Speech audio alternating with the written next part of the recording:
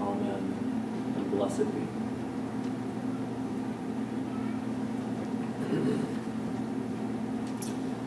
There are countless influential Unitarians, Universalists, and Unitarian Universalists.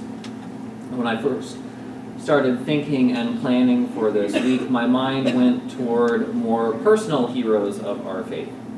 Honestly, those are the ministers and theologians that have helped shape our beliefs and helped us evolve over the years.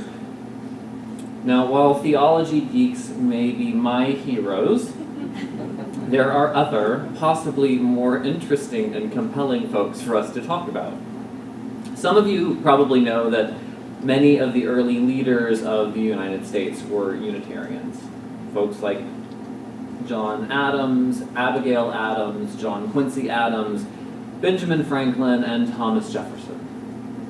But the influence didn't end in politics. UU social reformers and artists have also been a huge part in shaping our country. Folks like Susan B. Anthony, Dorothea Dix, Louisa May Alcott, P.T. Barnum, Clara Barton, Ralph Waldo Emerson, Nathaniel Hawthorne, Herman Melville, Pete Seeger, Henry David Thoreau, Kurt Vonnegut, and Frank Lloyd Wright. These are the people that our children learn about in American history and literature class. They were Unitarian Universalists. We are, at the core of American thought and progress. I hope you will keep that in mind the next time someone suggests to you that our faith is New Age or a feel-good philosophical group. The thoughts and actions of committed Unitarian Universalists have shaped our country, and I would dare to say dramatically improved it. We're telling these stories today for the same reason that we celebrate any hero. It's not just out of pride. It's not to say, whew, glad we're done with that. We tell their stories to be inspired and encouraged into taking our own action. What we celebrate in them isn't the individual person, but the power of putting your faith into action. Something that we can all do in different ways and different amounts. So the first person that I want to talk about today is a lesser-known hero. You likely haven't even heard his name, but his contributions to our faith and to the world were massive. Joseph Priestley. Joseph Priestley began his intellectual life in England, but he spent the last decade of his life here in America. He left his mark in every corner of the intellectual life of the 18th century, and he published over 150 different works in his lifetime. He's most known as a scientist. In his home experiments, he discovered oxygen and was able to isolate several other gases. I want to repeat that because it kind of glides by very quickly. He discovered oxygen. He also invented soda water and wrote extensively about electricity. The breadth of his discovery and curiosity was amazing. And I think, perhaps more interestingly, his scientific background influenced his faith and his beliefs. As a radical for his time, Priestley aimed to fuse together this Enlightenment rationalism and Christianity of the time. He insisted that his religious belief would not be severed from what science told him about the world around him. In a time of tight religious control, he was advocating for toleration and equal rights for religiously diverse groups. And it was from that perspective that he was one of the founders of Unitarianism in England. But that kind of outspoken life doesn't come without its consequences. The combination of his free thinking and his support for the French Revolution aroused a lot of suspicion and eventually mob violence. So in 1791, when Priestley was out meeting with his scientist friends, a mob of angry town people came to hunt him down in his home. He wasn't there, So they burned down his home just to make sure. And then they burned down his laboratory that was on the same ground. Finally, the angry mob sought him out at his Unitarian church, which they found and also burned down. So Priestley left the countryside and moved to London, where he thought he might be safe for a while, but he knew that even there wasn't enough. He had to come to America, to Northumberland County, Pennsylvania, where he started spreading the Unitarian message there as one of the first in America. In the mix of his intellectual life and migration to America, the thing that really stands out about Joseph Priestley is this cross-fertilization of ideas. He brought together his science and his faith, but he also brought together his colleagues and friends to talk about what they were curious about. There's some amazing, heartwarming descriptions about this community of scientists that gathered around him. They weren't lab partners or research assistants. They gathered in the local pub, exchanging ideas. I have this wonderful picture of guys huddled over beers talking about their recent experiments and ideas. Just a bunch of guys hanging out, like they were exchanging golf scores or football highlights, but instead they were talking about isolating this new gas called oxygen and the nature of electricity. This scientific discovery wasn't for profit-seeking or for patent grabbing. It was deeply curious people getting together and talking about what they had found in the world. They were seeking truth and love. To me, Joseph Priestley stands out as a hero, as one of our heroes, for sharing his ideas with other people and listening to theirs. He engaged in deep, sincere conversation, and he shared everything that he learned freely with the world. Another hero that you're certainly more familiar with is Thomas Jefferson. These two weren't close personal friends, but there are some letters collected between Joseph Priestley and Thomas Jefferson because they both had this interest in combining their science with their religious belief. Now, obviously, Thomas Jefferson is famous for a whole slew of different achievements, but to me, he's most memorable for creating the Jefferson Bible. He took copies of the Gospels and literally cut out the miracles because he thought they were not helpful and distracting. And he added his own summary to what he thought Jesus was pointing to. In the end, there was this book that he called The Life and Morals of Jesus of Nazareth. It's popularly referred to as the Jefferson Bible. The book doesn't have any great historical significance or theological significance. But I am inspired by the way Jefferson understood the value of tradition and the evolving nature of ideas. He knew that the ideas committed in print can't stand forever. They must be interpreted with new insights and knowledge. There's a striking parallel between the way Thomas Jefferson spoke of the Constitution and the way those early Unitarians were starting to read the Bible, understanding that just because it's in print doesn't mean it's necessarily so, and that we have to keep evolving the way that we read those things. In 1816, in a letter to a friend, Thomas Jefferson warned that this great new amazing Constitution that they were all celebrating had to have a way to be amended, to be changed. He wrote, "Some men look at constitutions with sanctimonious reverence and deem them like the Ark of the Covenant, too sacred to be touched. But I know that laws and institutions must go hand in hand with the progress of the human mind. As that becomes more developed, more enlightened, as new discoveries are made, institutions must advance also and keep pace with the times. Our forebears recognized that the expansion of knowledge and justice never ends.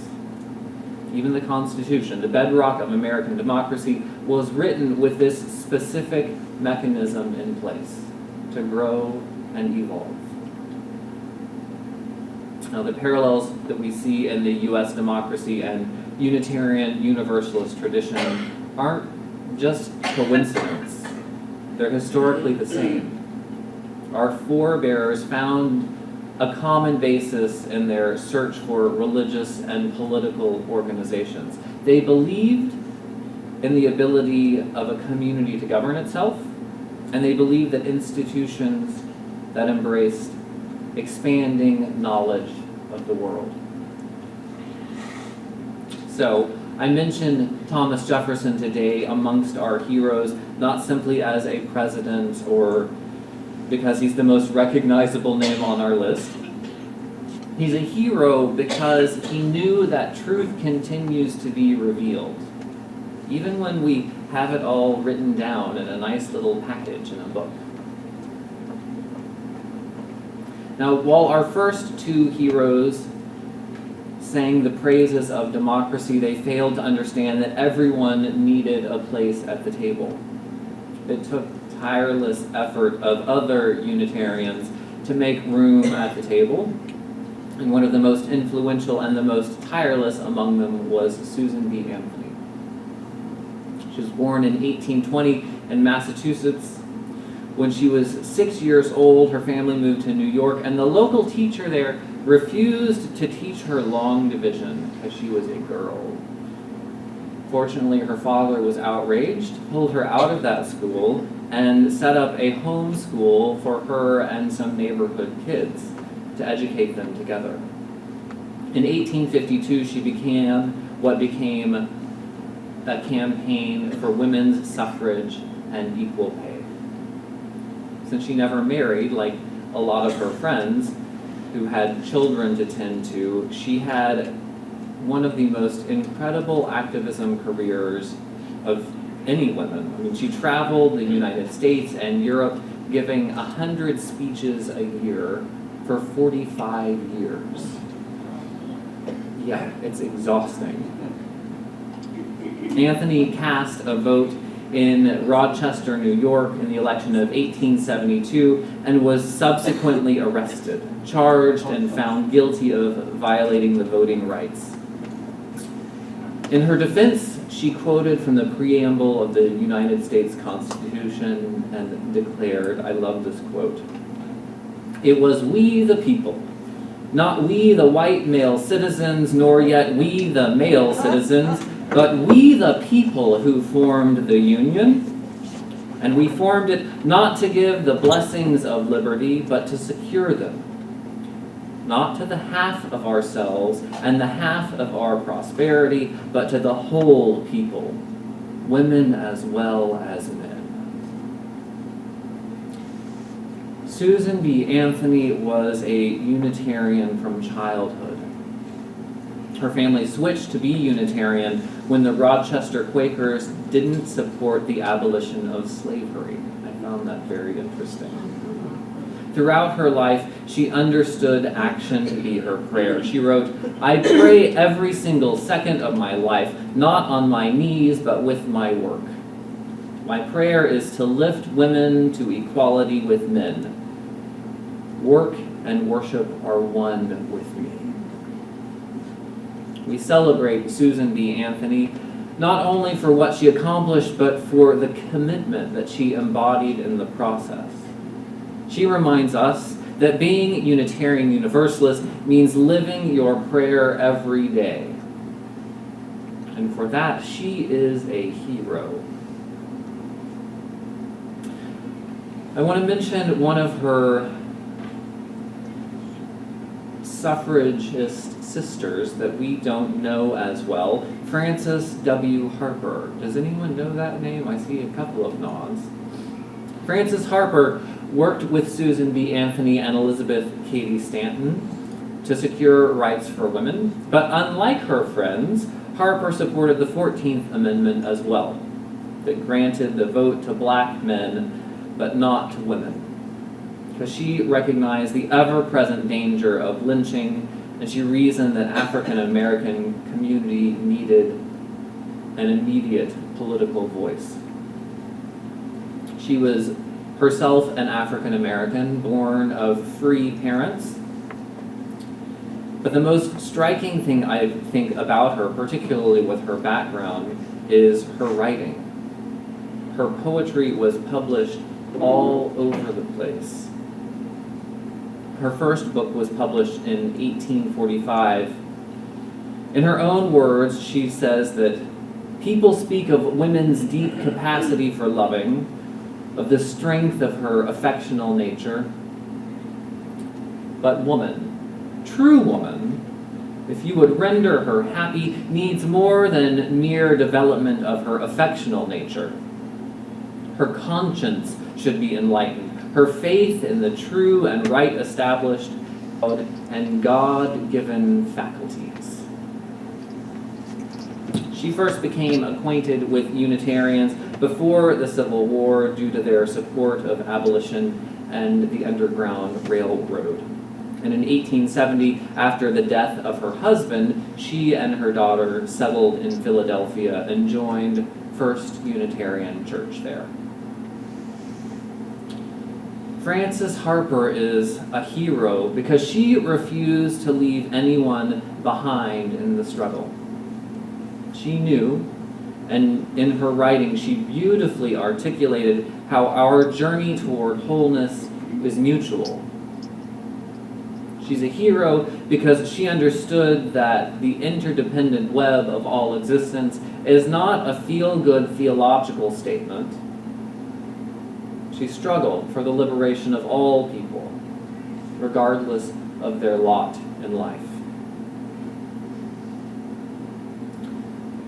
Now, the last hero that I want to talk about briefly is Beatrix Potter. I know we all know that name. She was another English Unitarian. Growing up, Potter had a governess for her education, so she was educated completely at home. And for some reason, I couldn't understand why this was, but her parents discouraged her having friendships with other children. So she had a very lonely childhood with only her brother at home to play with. Together, they collected all kinds of different pets. They kept them in their classroom and home. At one time, they had a green frog, 2 lizards, some water newts, a ring snake, a tortoise, and a rabbit in their classroom. And of course, the pets were a lot of fun and fueled her young imagination, but they were also the object of the young girl's study. As Unitarians, her parents believed that scientific learning and study of nature was very, very important. It also fostered in her a great ability for drawing, because she did sketches of all of these animals. She covered pages and pages with sketches of her pets and with other animals, and almost all of the famous characters in her stories were based on actual animals from her childhood. Peter Rabbit, Squirrel Nutkin, and Benjamin Bunny. Now, a lot of her stories started out as letters that she had written to children, but I think the most interesting thing about her writing is her sense of perspective. She said that she could remember quite easily from 1 and 2 years old. Not just facts like learning to walk, but she could remember places and sentiments and feelings, the way things impressed her as a very young child. So that was the way she wrote her stories, from a child's perspective as she remembered it, using memories from her own experience. So Beatrix Potter stands out as a hero today because of her ability to operate from different perspectives. Perhaps now more than ever, as we encounter different people with different life experiences, we're called to try to understand their perspective. The success of her stories, I think, is an incredible testament to how effective it can be when we make an effort to see life from someone else's perspective. So as I said in the beginning, there is an unbelievable list of Unitarians, Universalists, and Unitarian Universalists that have shaped our world. One of the best posters that we produce is this poster of 100 famous Unitarian Universalists. At the previous congregation where I served, this poster hung in a very small entryway, and at least once a month it caused a bottleneck as people gazed in awe at this poster of our 100 most famous people. A list of political leaders, artists, social reformers, and the like.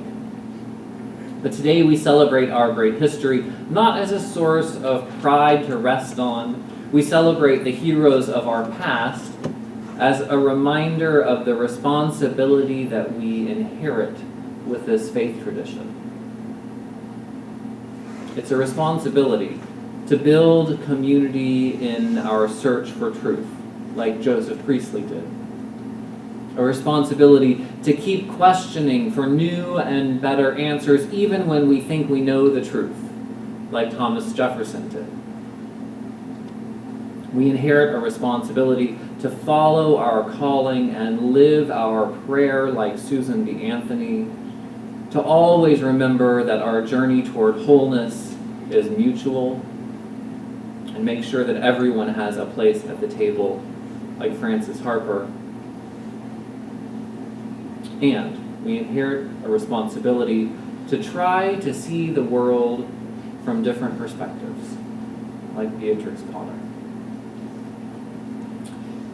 Inspired by our shared history and facing the challenges of our present moment, let us then reach out on our own to be heroes of our faith. Amen.